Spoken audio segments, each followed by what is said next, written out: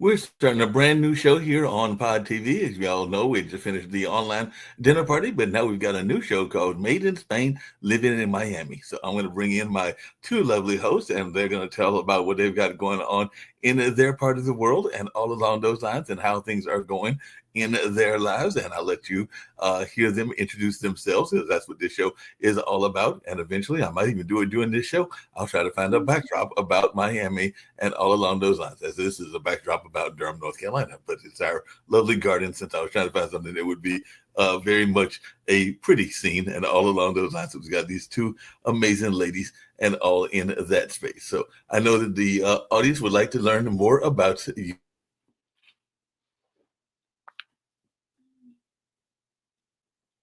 show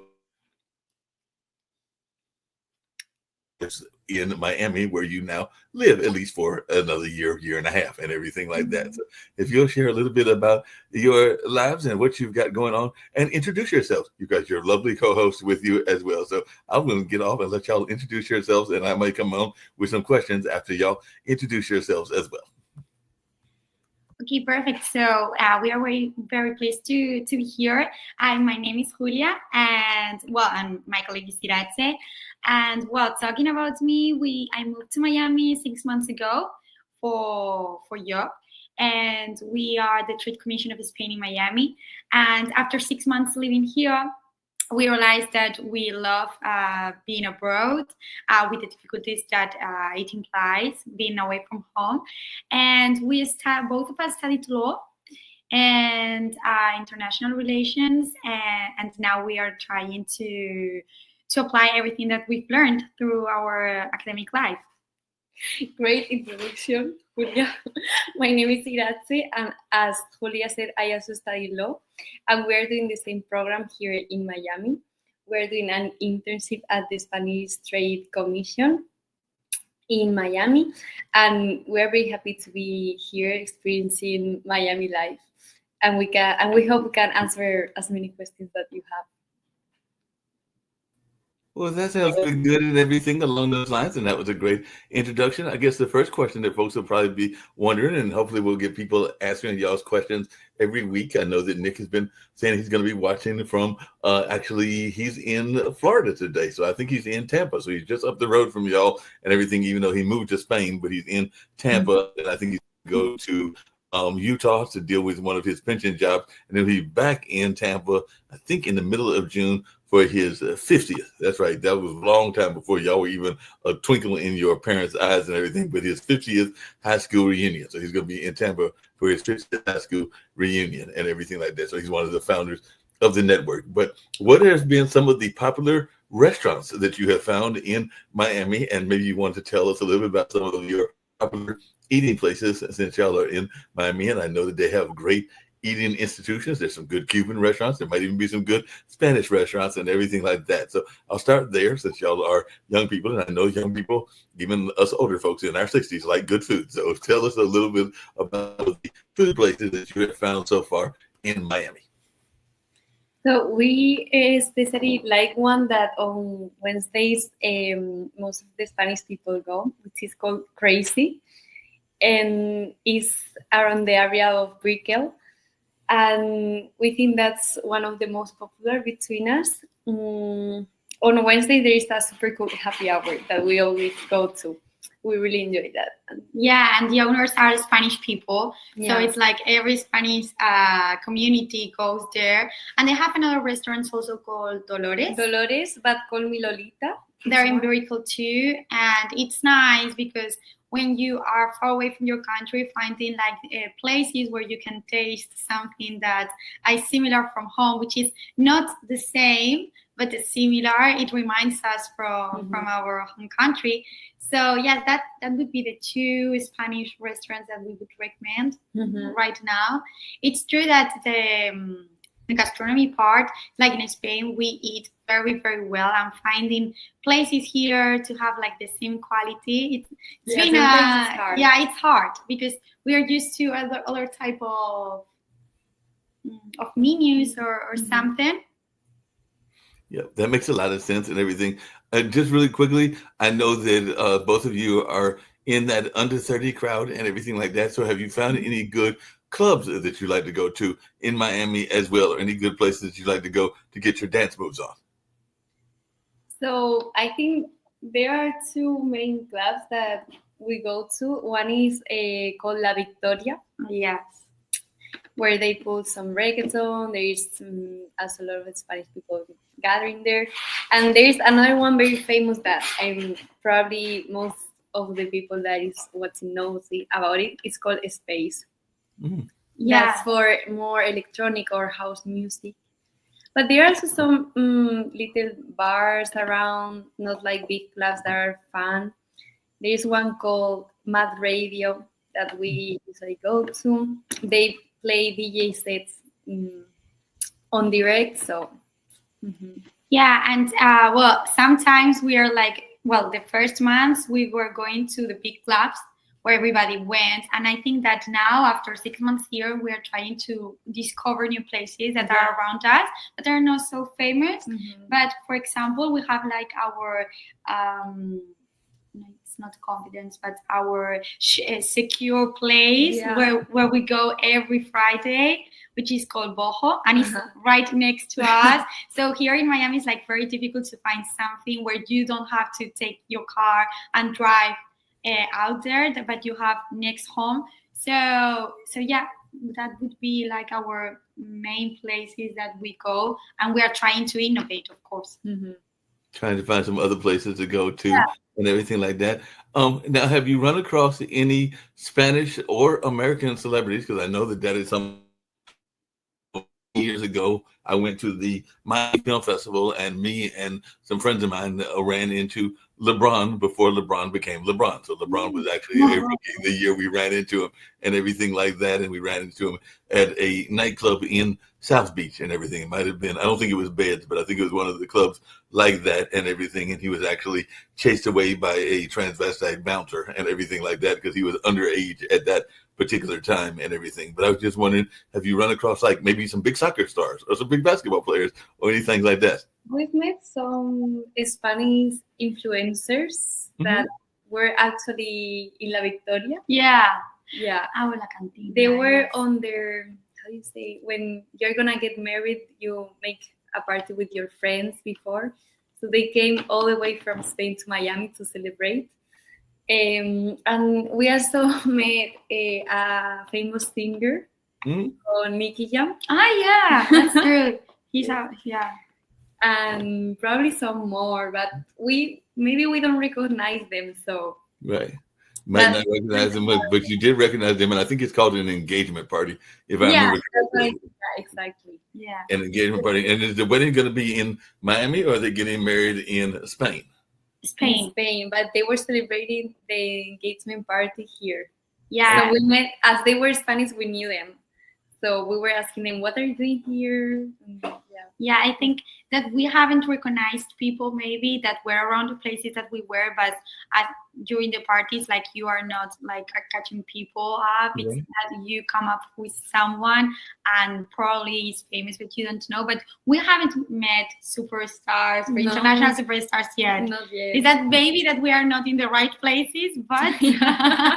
Might not be the right places. Might have to go to the right places, get the right party, and go to the right one where you can meet some of these folks and everything like that. There was a lady, because there's these different groups and everything. Like I know here in Durham, there's a singles group, and one of the ladies is a medical doctor, and she was putting out how she wanted to meet people that would show her around the area of Durham, like the different nightclubs. And I think she was into house music and some other stuff as well, but she was getting different people that were going to show her around this town and everything like that. So is there any groups that you would let people know about if they wanted to come to Miami and wanted to learn more about what's going on in that particular city? Because like I said, she just moved here as a doctor. I think she's over at Duke University, if I remember correctly. Like you mean like a group chat, or like a group chat, or like a Miami group chat, or a Facebook group that's geared? Because I know sometimes even Nick talks about Understanding China, which is a chat that talks about Chinese politics and Chinese life and everything that he joined, and he's become friends with the administrator. So are there any groups that let people know specifically about Miami lifestyle? We are in a yoga group. Oh yeah.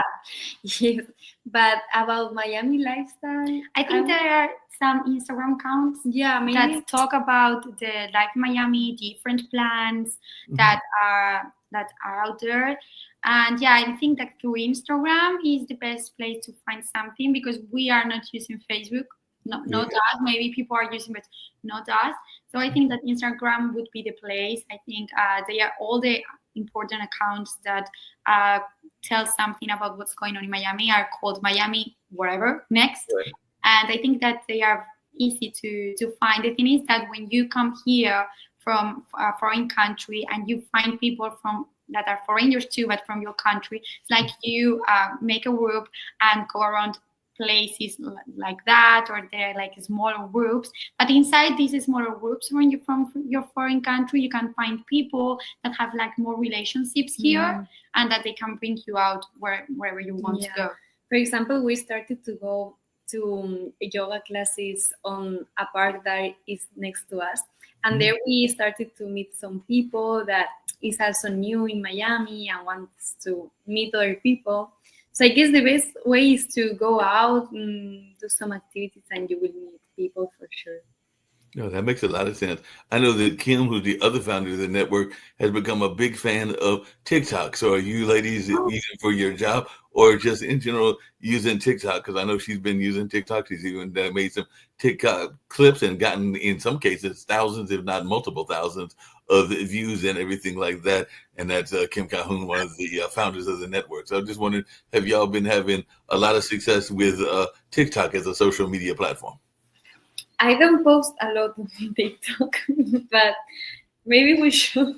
Yeah, I think Julia knows better about it. No, it's like we are, there's like a generational gap, which is between Instagram and TikTok. And we were on the Instagram era, and I think we still are. And TikTok are like younger people and people that want to do more. But we consume a lot of content from TikTok, because it's really interesting. You can find whatever you want on different fields, fashion, traveling, activities, wherever. And after that, I don't think we are too comfortable posting on TikTok. And I also think that it is like harder to work on that social media than on just posting a photo that you have to edit the video and whatever. So we use it, but as consumers, not as active users of the app. That makes sense and everything. You said there's a generational gap. Now, both of y'all are relatively young and everything. So is it like mostly the 20 and 30s that are using Instagram, and the 20s and teenagers are using TikTok? Is that what you're seeing? So it's more like the 20 to 30s are using Instagram? Yeah. I think from 21 to older people, we use more Instagram. Right. Yes. And the youngest use TikTok. So more like the high school kids and the kids that are like in college, like beginning college. Yeah, exactly. And I think that it also depends on the content that you consume, because there are some specific contents that are better on TikTok due to the nature of the content. If people want to tell about something or talk or whatever, it's better on TikTok. But if you just want to show an outfit or a picture of a place or food, it's good on Instagram. So that depends on your interest, I think. Yeah, that makes a lot of sense. That would definitely make a whole lot of sense and everything like that. Now, I'm imagining that there are certain hobbies, and we talked about this last time, that you are probably engaged at. You mentioned yoga and everything. So picked up on yoga, and are you also playing tennis and volleyball and skating? Because I know that those are other sports in Miami. So have you gotten into your volleyball or I know there's some golf in there as skiing. Sports have you gotten engaged in? So I think for me it's mainly yoga. Some days we go to the gym. Other days we just take a walk around the area, which is really nice, so we can watch the sunset or running. Yeah, we must confess that we are not the most sportive people that you're gonna meet. But it's true that Miami environment invites you to go out and just, for example, walk around or wherever if you are not very sportive, and you can meet people also like doing the same path every day. But yes, we are not like very keen on sports, I think, either, so we are not practicing any other. But I think that doing sports is a good place to meet people and to disconnect. No, that makes a lot of sense. I know when I was down there for the NAPTI conference, a lot of people were fascinated. Just like in Memphis, there's the flamingos. I think that's what they are at that particular hotel. But there are a lot of chickens that are around there. So have you stumbled across these chickens that are all over Miami? And what was your reaction the first time you saw chickens just walking around and not being served in the restaurant, but they were just walking around casually and everything? So what was your initial reaction when you ran across Miami's famous chickens? We were surprised at first, because on our entrance there are a lot. So we were like, what are they doing here? It's close to the sea, so we didn't understand. Yeah, it's strange the concept. But yeah, I think they are cute. They don't bother us. Yeah, but it's true that we didn't expect chicken around us, mainly on the street, because it's not like the typical animal that you find in a big city. Right. Yeah, we do prefer chickens than rats. That makes sense. And we have rats in Durham too as well. You don't want to run across the rats, and I'm sure that sometimes when you run across those, you're going like, "I wish I had a cat, so the cat could get rid of the rats and everything." So you have run across some what we call vermin. So you have run across some rats and some other bad animals when you've been out and about. I don't know how to say. These big lizards. Oh, okay, the lizards. Yeah. We have to go to Everglades so we can see the bigger ones, the alligators. Yeah. We've seen someone, and before, I don't know where they are now, but before that, at our entrance, there were there was a duck family, plenty of ducks. So we didn't expect that to happen also, but there are like some signals out there, like it's caution, ducks crossing, and it's like, what's that? Yeah. But that's the most strange things that we found out. Yeah, that makes a lot of sense. Now, I don't know, and it's, if you want to go there, you can. If you don't want to go there, you don't have to. But you have family that is in Spain. You might have a significant other that's in Spain as well and everything. So how do you maintain keeping in touch with those people that are special to you, since you still got roughly a year and a half to go still there in Miami? So how are you able to keep in touch with those that are special to you, whether that's a significant other or whether that's family members and everything? So that's actually a bit hard because in the mornings we go to work, and when we finish work, it's already super late in Spain. So for calls and everything, we try on the weekends or we send text messages, but it's actually really hard with the time difference. It's not that easy. Yeah. Yes, and well, thanks to WhatsApp, video calls, FaceTime, for example, when I was in Spain, I remember that I called my family, but on a regular call. And now I always put the camera on. So just you can be more in touch with your family. And we are always sending photos of everything that we are doing. So it's like social media really helps us to be in contact with our loved ones, even though it's difficult to handle it. Mm-hmm. Now, one of the things that I know that people love is they love to find people of different cultures, and they are fascinated by people of different cultures as well and everything. Because I've got friends even here in Durham that are of Chinese descent, and in fact, they just moved, the young couple that used to be from the countries that fight each other, Eritrea and Ethiopia and everything. And definitely there have been some people from some of the European countries and some of the other countries as well. So I'm wondering, are you getting a lot of people that are giving you attention and are fascinated by the fact that y'all are from Spain? And sometimes y'all have to even slap their wrist and be like, no, I'm going back home. I'm not interested in you and everything. So, well, I think in Miami it's not very uncommon to meet a Spanish person. So it's not like the special culture, let's say. Right. But yeah, I think when you are a foreigner, gets the attention of people living here. But I think Miami is made of people like from every part of the world. So Yeah. it's not like if you go to another state in the United States where there is no Spanish people and you go there. I think that will be different. Yeah, that would be a lot different and everything along those lines. What have been some of the people that you have met from other places? You mentioned meeting some of the Spanish folks. What are some of the other countries that you have run across, whether they're European countries or whether they were Latin American or whether they were even the African and Asian countries? So I'm sure that in the 6 months you have probably run across people that are even doing the same kind of work that you're doing and everything. So who are some of the people that you have run across? I think Latin Americans are the most that we found out, mainly because of the language. When you are out and then you listen to someone that speaks the same language as you, even though we are very used to speaking English, it's like you started speaking Spanish. It's something natural that comes from us. And I think, Latin American are like the most that we've met. It's also true that there are a lot of American people that we've met, but it's like for cultural reasons or language or wherever, we like make a click more with people that are from Latin.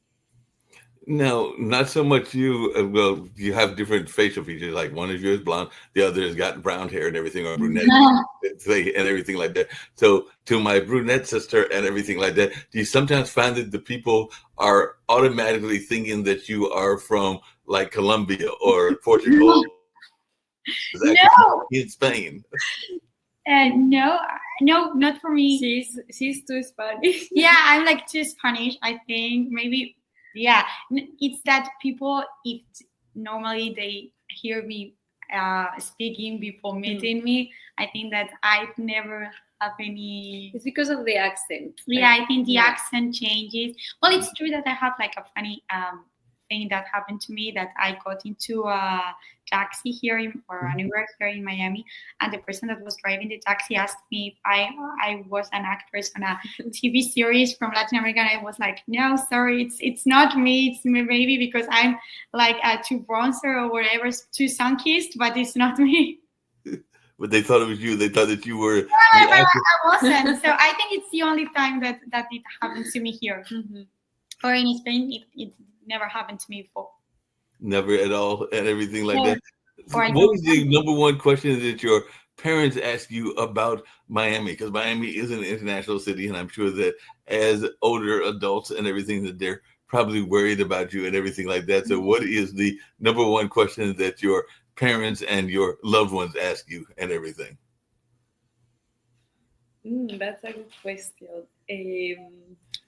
Maybe security, I would say, because, well, but in Spain too, it's like if around us the space is secure, that we can go home alone. It's like the first question: if the area that if we are moving is a secure area.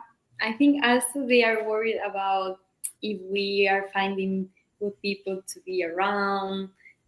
They ask me that a lot, like, how is it with the people there? Have you met nice people? I think they care a lot about that. They know if you meet good people, we're going to be okay. Right. That makes sense and everything.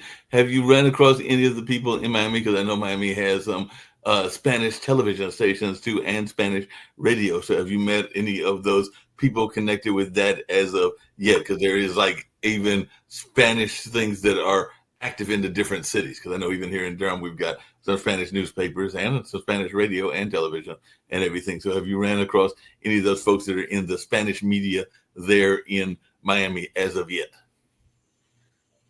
So at the trade fairs, like Content or NATPI, we've been with a lot of Spanish firms that also work here in Miami, like Media Pro or some of the big ones. But yeah, it's more in the work environment, as we are in the audiovisual sector. So yeah, it's more related to that, but not in the personnel. Not in the personnel and everything like that. Now, what movies have you gone to see as well? Because I know that sometimes you got to have something to break the monotony. And you mentioned the good food and the good clubs and restaurants and everything. But I'm thinking sometimes you want to go see a good movie or a good play. So, what movies or plays have you seen in Miami that if somebody was to come down there in the next week or two, you would recommend that they go see? Or have you had a chance to get to any cultural activities? So I really like going to the cinema. There was a Spanish cinema festival of cinema some months ago, and we went to watch really good Spanish movies like El 47 or Marco. Soy Nebraska. Soy Nebraska. There were a lot of Spanish films, but we also go to watch some Americans. Like right now, we want to watch Lilo and Stitch. Yeah. It's a new release, and also there are a lot of museums that we have to go because we haven't gone, like Vizcaya Museum, Pérez Art Museum. There is a lot of cultural options that people can go to. Even if you think that Miami is not very cultural or that it has a lot of cultural activities, it has a lot. It's not just beach parties. Not just the beach and everything like that, and all on those lines. I had two other quick questions for you and everything. One is, I know that Scarlett, who is a friend of Kim's, is down that way and everything. So I was wondering, have you been to Art Basel yet? Because I know that she's involved with that, and she's down there in that area, and she was actually at NAPTI and everything like that. So I know she still is involved in that whole AI space and all along those lines. So if you had a chance to go to Art Basel as of yet. So we haven't got the chance because we arrived in January, but we are really looking forward to Art Basel. Like everyone told us, it's one of the best weeks in Miami. We have some friends visiting us, so I think it's gonna be amazing. Yeah. It sounds like that's going to be like a fun. We'll have to put you in touch with Scarlett so that you can connect with her, because she knows some influencers as well. So she's very much involved in the influencer space as well. How much does it cost to, when y'all flew to Miami, is Miami to Spain an expensive flight, or did you have to work out a good deal with the airline? So from Spain to Miami, and did you have to get routed through another city? So it depends on the dates, but it's not, you can find good deals. I just got my flights today to go to Spain in summer, and I got them for like 700, like the two ways. And so I think the distance is like Spain's pretty far away, but for that price, I think it's okay. Yeah, the connection is not that bad. Yeah, because it's a direct flight from Miami to Madrid, so that's perfect. And you can go to Madrid or Barcelona. So there are a lot of options. I think it's really well connected, so it's a positive point between the relationship between Miami and Spain. Okay. And you said you're going in the summer, like in July or August, and how long are you going to be going back home to Spain? I will be there for 2 weeks, and I'm so excited. And that's going to be in July, or that's going to be in August? In July, because in August, it's very difficult to be in Madrid because no one is in Madrid in August. Everything is empty because of the weather. It's like more than 40 degrees Celsius. That it's way more than in Miami. Yeah. Wow. So, and it's super dry, so everyone escapes from Madrid and goes to the coast. The people that are lucky and do not have to work in that month, because we some years had to work in August in Madrid, and it was horrible. It was horrible. Yeah. You cannot stay at the street. Like you have to be at home or just go out during the night because it's extremely hot. So I don't recommend to go in August to Madrid. So it'll be a July trip for you and everything. Yeah. So it'll be next month. Now, what are you going to do with your partner in crime being gone for 2 weeks? So you're going to be off. I'm going to miss Fortunately, we have other friends, but are going to miss her a lot. But I go to Spain end of August and September. So yeah, we're going to separate a bit, but just for a few weeks. Yeah. So just wait for her. just a couple of weeks. Y'all just be there for a little while and everything. Now, Yeah. does Spain have a popular, because we have another show that deals with the cruise industry, does they have a popular cruise industry in Spain, or do y'all not really like the cruise industry that much? Or is there a lot of people do cruising like with the ships in Spain? There are some in Barcelona, Yeah. it's like the key point where cruises are located. It's not that much that in Miami, because in Miami it's Yeah, it's whenever Yeah. everybody's on a cruise. But in Spain, it's like typical to go on a cruise by the Mediterranean or the Nordic area. Yeah, it's typical. Okay, so it's typical to get a cruise there and everything. Have you tried to jump on one of the American cruises, or y'all like, nope, don't want to get on one of these cruise ships? Not yet. We haven't had time. So what's on the wish list of things that y'all want to do in the year and a half that y'all are going to be in Miami? So what's something that y'all are hoping to go to that you haven't had a chance to do as of yet? Going to Bahamas. Yeah. I haven't visited yet the Key West. Mhm. Going to see the alligators. Yeah, Orlando maybe. Orlando. Wish we could go to Disneyland. It's like the tourist part. Right. We want to do it, even though it's too touristic. Also, we want to visit Puerto Rico, Yeah. which Okay. is very close. But yeah, there are many plans to do here. Yeah. We are not gonna have enough time. So You're not going to try to go down to Peru and see the Mayan ruins and everything? So that would be interesting. Maybe yeah, that would be interesting. We have too. some friends that are going to Peru actually on August. So Oh, they're going to go. They'll bring the pictures back for you so that you can see what's going on and everything like that. You'll be able to check out what they've got going on in that space. Now, have y'all been using? Because I know one of the things Rick's been talking about on some of our other shows is AI. So in your offices, have you been doing a lot of AI in order to get the word out about Spanish tourism and the work that y'all are doing? So have y'all been using AI a lot in work? not that really. much. Maybe to when we have to write or do some research, we use it, but we haven't incorporated 100% yet. Yeah, it's like our job is really personal. We are like attending people, answering their questions, doing that personalized services, and the AI can do this because you have to meet the people, to know the interest, to mix the knowledge with the interest. And I don't think that the AI is prepared to do this. Unfortunately, because if not, we wouldn't be here.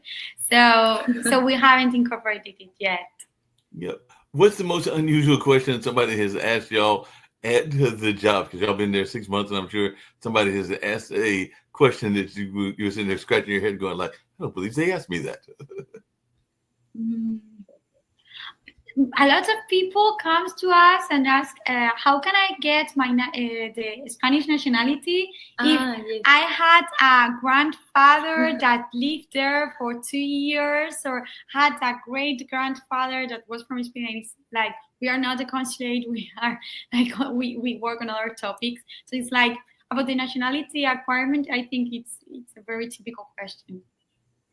Yep. So people are trying to figure out how they can be claimed to be Spanish, because I know Yeah. even Nick talks about his royalty, and I think he talks about being connected to some distant Spanish king. I'm not even sure who he is, but I know he talks about him all the time. One of the founders of this network talks about having that Spanish connection and everything like that in his own roots, in addition to his Mormon roots and all along those lines and everything. What do y'all do for your spiritual groundedness and everything like that? So have you found it good? Well, I'm thinking in Spain, most of the people are Catholic, but maybe they're Baptist and everything. So have you found a good church in your area as of yet, or are you still trying to find a good church home? We haven't found one really. No. Not close to us. No, yeah, that's true. It's like there are churches, but not Catholic next to nearby. because the thing is, there are different kind of churches or religions here. I feel like it's not just Catholic like in Spain. So I think that's confusing sometimes for us. Yeah. So we don't really know where to go. Gotcha. But I am correct in thinking that most of the churches in Spain are Catholic, right? Yeah, completely. Yeah.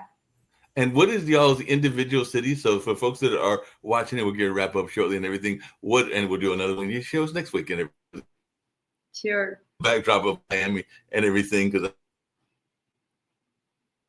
everything. But tell folks about the individual cities that you are from, because I don't think y'all are from the same city and everything, and what people might like about that city, because we call it Made in Spain. So tell us a little bit about where in Spain both of you were made, and a little bit about those individual cities. Mm-hmm. So I'm from Madrid, and I think one of the best things of Madrid is like the ambience in the street. There is always something to do. There is always people to hang out with. It doesn't mind if it's Monday or Friday. There is always people willing to go out and have a coffee or a beer or whatever. There are a lot of cultural options in Madrid. It's a city full of culture. And yeah, I would say that those are the two coolest things of the city. And what about you? Well, I'm from the north of Spain, from Navarra, and from a very little village, Vallata studied out Pamplona. And Pamplona, it's famous because of the parties, the San Fermines. And I think that it's a really cool city. It's much smaller than Madrid, which is the capital. But I think the north of Spain, it's sometimes a bit underrated.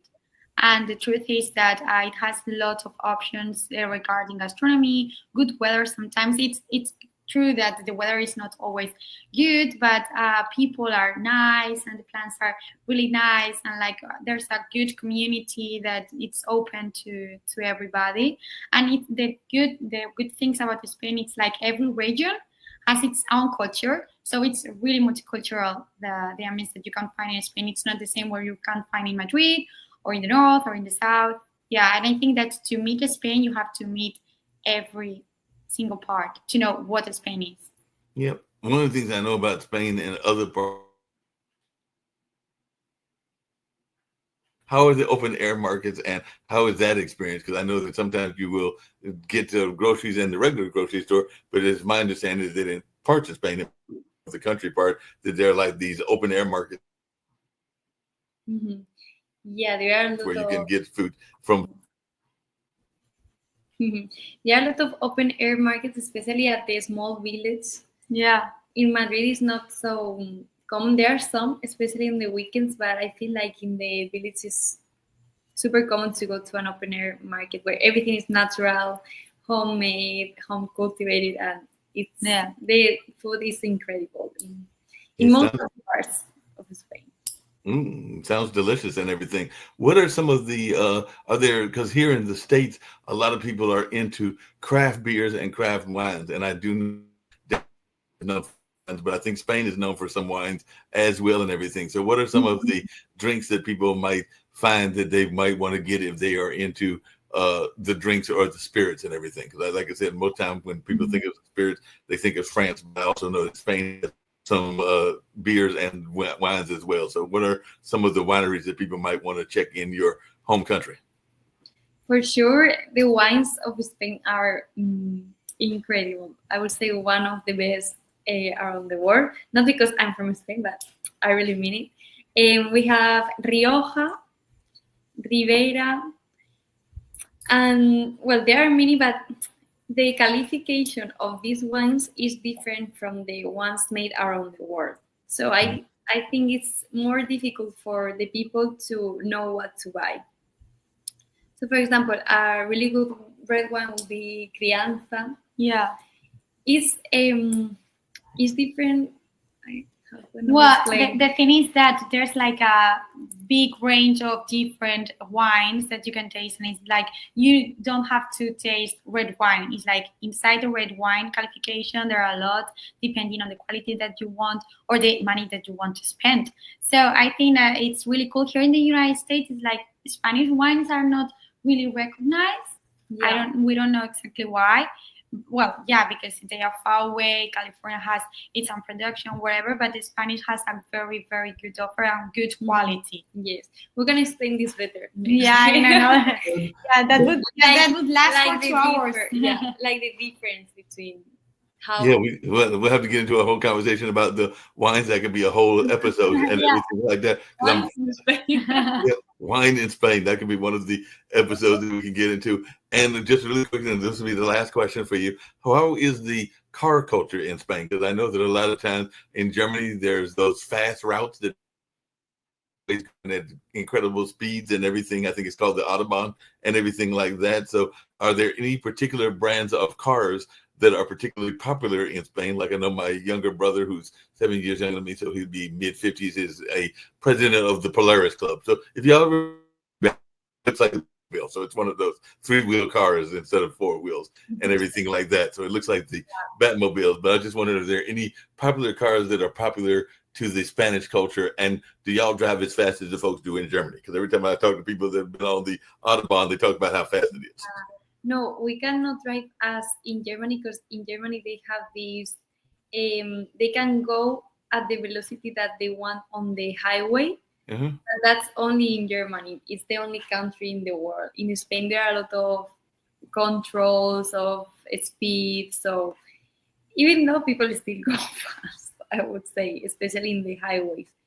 And regarding cars, for example, we don't have trucks because everything is smaller in Spain, so we don't use trucks. I would say popular cars in Madrid could be a Mini, Audi. It depends, because there are many, but of course they are not as the luxury cars in Miami. That we are used to see. Here everyone has a luxury car. In Spain, it's not like that common.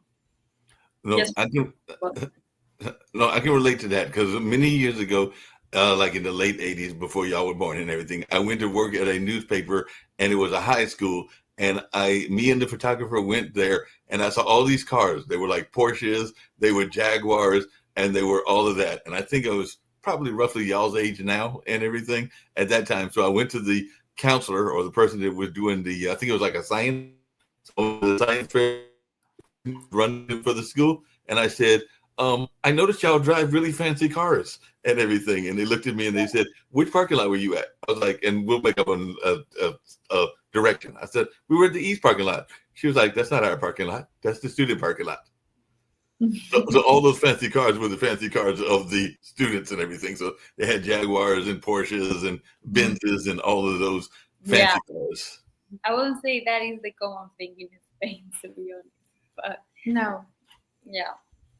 And I'm sure everybody's trying to drive by y'all and impress you with their fancy cars, and y'all are sitting there going like, not impressed. Yeah, I can imagine. Yeah. Well, this has been a great conversation. It's went for about 45 minutes, which I was hoping for, 45 minutes to an hour. So we'll try to do this every Wednesday at 6 o'clock. So I'll see y'all next Wednesday. I'll send you another link, and I'll give y'all a backdrop of Miami. I won't give you the pond this time. I'll give you a backdrop of Miami, and I'll also try to find some commercials about some Miami restaurants and Miami products and everything. So I'll try to find some Miami days to add to the show and everything. So thank you.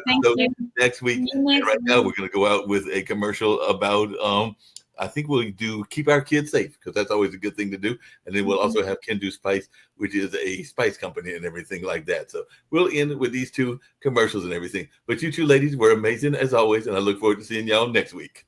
See you. Bye. See you next week. Bye.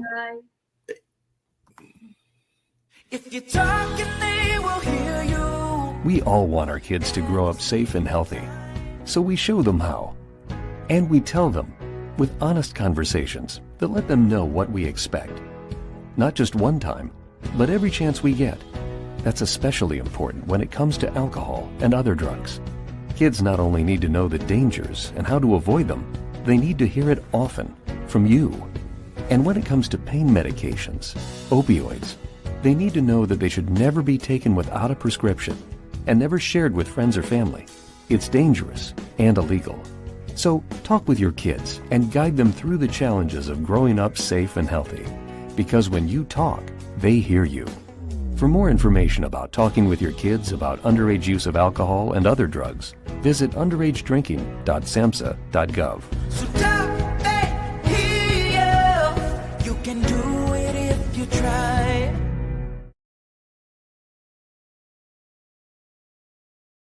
You know how how people love to enjoy food and don't understand how to flavor their food or how to replicate a meal?